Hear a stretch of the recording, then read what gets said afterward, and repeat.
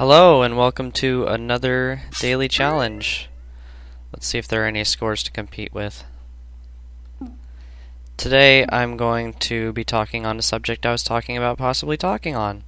So get your critical thinking hats ready because I'm going to be talking about homeopathy, and I might go into another common pseudoscience like the horoscopes maybe. But we're going to start off with homeopathy, and if I actually do well, we'll continue on to something else. It was red for a second there. I know I haven't done a daily challenge yet. Don't lie to me. So let's start off with what homeopathy is. Homeopathy has 4 basic principles to it. The first principle was invented by a man named Hahnemann about 200 years ago, and it's called proving. And what he did is he would take a substance like milkweed or just some herb that's maybe common for curing or something. He just takes some substance and give it to someone who is well, and it's not really well defined what well means, I guess healthy and not sick at the moment, and give that person that substance, and then take notes on what that substance does to the person, like maybe swells up their face, makes them feel dizzy, anything like that. So he would purposefully make people sick with something, and he would call this proving, and he would take notes in his little journal and take note of what side effects there are, and then he keeps a book of all of these. And that moves on to the next thing of homeopathy, number 2. That is the law of similars. And this is the belief that in order to cure something, you have to use the same substance, something that causes that side effect, to cure that effect. So if you have dizziness problems, then you should be taking something that causes dizziness. This sounds ridiculous to you, I hope, because it is. But that is the next step in homeopathy. The next step after that was there were a lot of problems in old times with people just simply dying from these sorts of cures because it would cause the problems that they were having to such an extreme. So what Hahnemann was coming up with was, if you dilute it in water, then the idea is that water remembers the vibrations, I guess, of what was put in the water.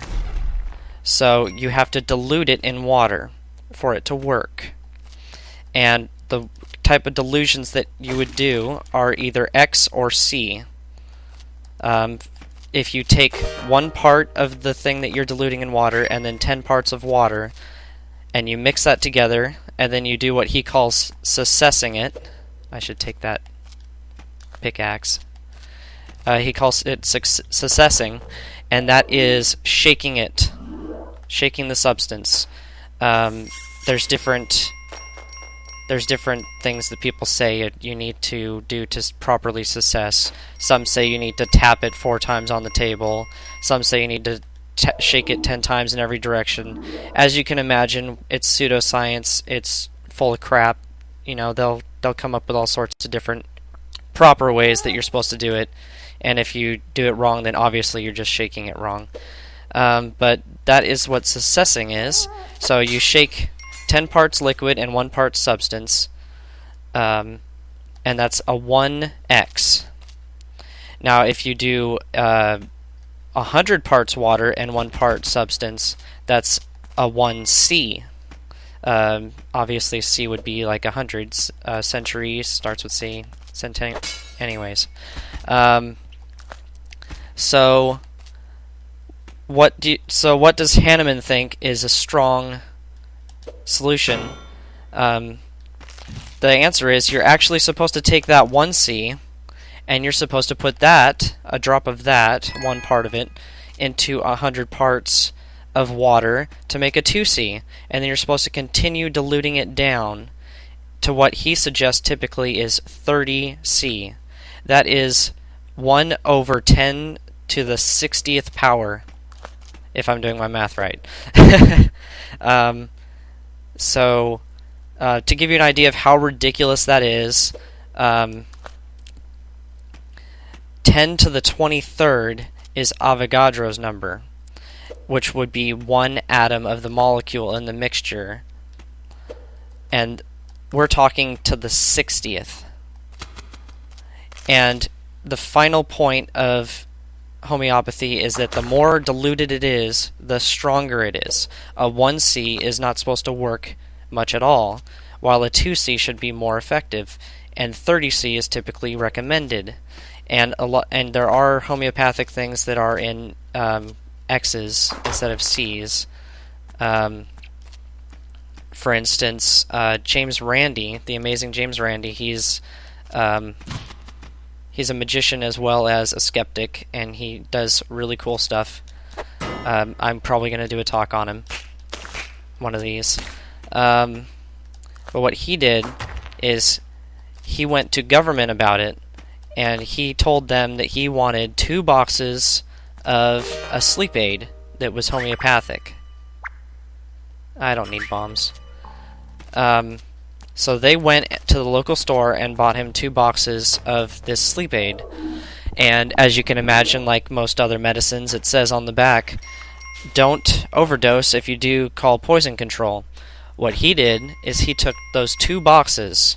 Now, an overdose is more than 2 pills, according to the box. He took 2 boxes, which is 64 pills, and he downed them all at once with a cup of water. And as you can probably guess, he's still alive and kicking. So that's a good example of why homeopathy is just utterly bogus. The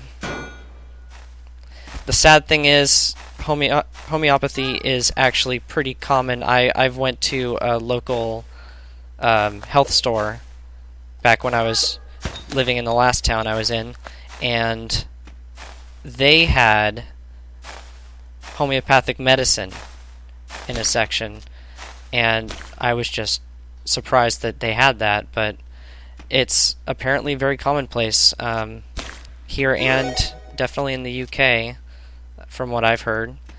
And it's just insane that people actually believe this. And when you look at the active ingredients, for instance, where did I put it up here like an idiot.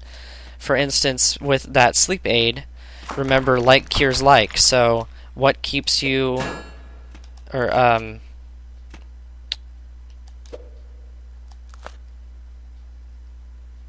for some reason it was caffeine. So caffeine was supposed to help you sleep. I don't really know why that happened, but it would say caffeine was the active ingredient, and then it said 10x. So you did a 1 in 10 solution 10 times. Oh god, I'm dead. Well, see, I didn't need to move on to a new subject. So, yeah, that's the ridiculousness of homeopathy. Giving healthy people things that make them sick, writing down the symptoms, deciding that somehow causing those symptoms again cures it, and then using that to dilute it down, and somehow diluting it down more makes it stronger because the water apparently has memory, but it doesn't remember anything else that was in it. It just remembers this particular substance and not anything else somehow. Because of the shaking, just magically it works. And it's actually being sold. People are actually falling for it. On the back of a box it might say 10x caffeine. And no one's going to know what 10x means unless they look into it. But it sounds like a lot, and it's really not. 10x is 1 over 10 to the 10th. It's tiny. So yeah, that's an example of everyday pseudoscience that if you don't think critically about it, you're going to have things like homeopathic pills that cure things like cancer and polio and, diseases. Not just headache medicine and those kind of things, but there's homeopathic cures for serious things, and that's just wrong. Those people are taking sugar pills and thinking that it's going to help them, and maybe the placebo effect might help at some level, but I think that's just immoral and wrong.